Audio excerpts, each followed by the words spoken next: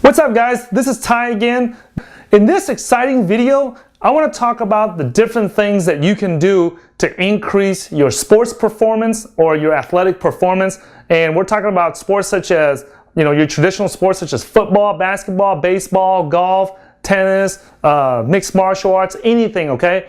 In this one, I'm not going to focus on any one specific sport. What I'm going to do is I'm going to give you some of the information that you need to improve, and you can take it and apply it towards your own body to enhance your sports performance, regardless of what sport you're playing, okay?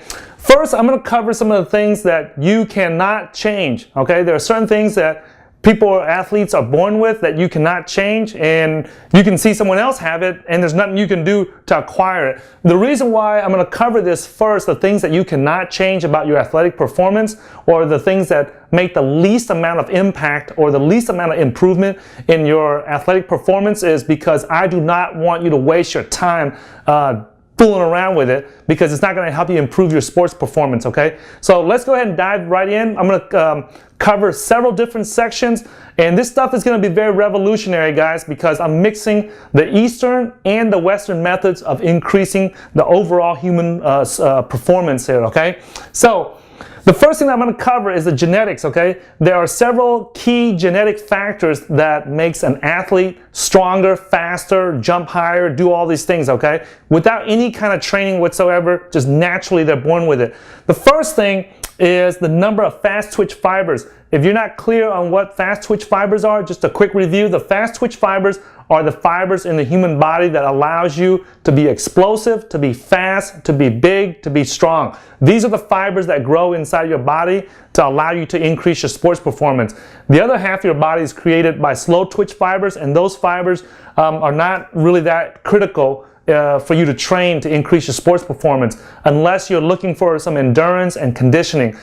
This is where the fibers that make the biggest impact in your sports performance right here. All the professional athletes have a very high number of fast twitch fibers in their body that is a little bit above the average of what normal human beings like myself and others have, okay? That's what makes them a professional athlete.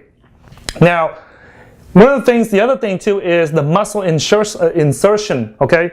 For example, if you look at where my bicep is at, where the bicep tendon inserts into your forearm makes a huge difference in your sports performance. For example, if you want to be strong, then your bicep tendon will attach lower down here, which allows it to have more leverage to pull more weight. Now, if it's attached higher up on your forearm, then what happens is it doesn't have that much leverage, but what it does is it has a lot of speed. So someone like Bruce Lee or somebody like that can move their hands very fast, or any of these professional fighters in the UFC, what happens is their bicep tendon is, most of the time, it's situated just a slightly higher. And we're talking about just millimeters, guys. We're not talking about like inches or anything like that. But it makes a huge impact on the leverage that they have in their bones and their limbs to be able to kick and punch faster, or to be able to just move faster, all right?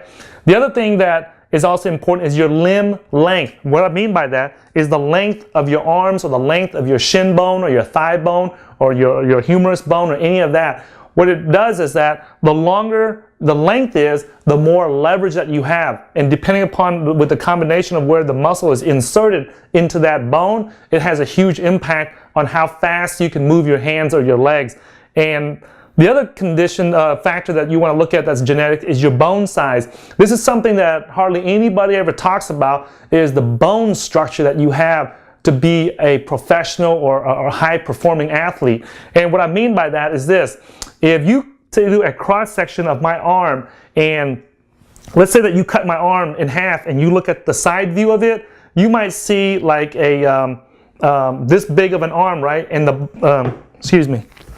right here. If you have a bone that's this big, right, what happens is you have this much bone, and look at how much empty space there. Let that represent the muscle fibers, okay? Someone that has a small bone will have denser muscles. So right now I have like 16.5-inch arms, okay? So if you take someone else that is genetically gifted to have more muscle, more strength, and more power, what happens is the muscles, they'll have the same size 16-inch and a half arms like I do, except their bone is smaller. So if the bone is smaller, then they have more muscle in that arm than I would. So that's very important. And to give you a view, if this was my arm here and my bone is this big, and then another guy has it and their bone is only that big inside the muscle, what happens is that allows you to have more muscle. And I don't know if you guys can see that in the video or not, but let me do it here in front of my shirt so you can see it. So if this is here is the muscle right here, and the bone in my arm is this big, you notice that there's not too much room left for muscle. If someone else has a bone that big, there's a lot more room left for muscle around it, so they're able to produce more power, more speed, and a bunch of other stuff, and more strength, okay? So these are the genetic factors that we talk about right there, and I don't want you to focus on this because either you have it or you don't. There is no type of training that I know of or that I have seen or researched or have actually witnessed myself or used myself that can increase the number of fast twitch fibers, the muscle insertion. This would have to be done with surgery. In the past, I've done some research where some of the Russians and the Germans would operate and remove somebody's tendon and then reinsert it to a different area to test to see if they get more speed and more strength and stuff like that. I'm not even going to talk about that because that's not something that you can do at home or anywhere in America or in any country that I know of without costing a lot of money, okay? The other thing too is your limb length, your bone size, none of that you can change, all right? So that's it for genetics. These you cannot change. Now there's, oh, by the way, the number of fast twitch fibers, that can be changed if you train early enough. If you do some weight training, gymnastics, any kind of martial arts training, anything where your hands and your body has to be very explosive and it has to move very quickly, you can increase the quantity of fast twitch fibers before you hit puberty, okay? After you hit puberty and you're an adult, there ain't no changing it. You can increase the size, you can increase the size of it, but not the quantity of it. So this you can do slightly before you hit puberty, okay? So if you're a teenager watching this, or you haven't finished puberty yet, or you're a parent, a coach, a trainer, anything like that, and you work with people that have not finished puberty, you have a means, a mechanism to influence how many fast twitch fibers they have in their body, okay? But that's basically it. I just want to mention really quick about the genetics because this is an area that there's not much you can do to change it, okay? Either you're born with it or you don't, okay? Now let's go to the next part where I'm going to talk about the next part where these are things that can make a slight difference to your athletic performance or your sports performance, but it's not really that much, okay? So I'll see you in the next video.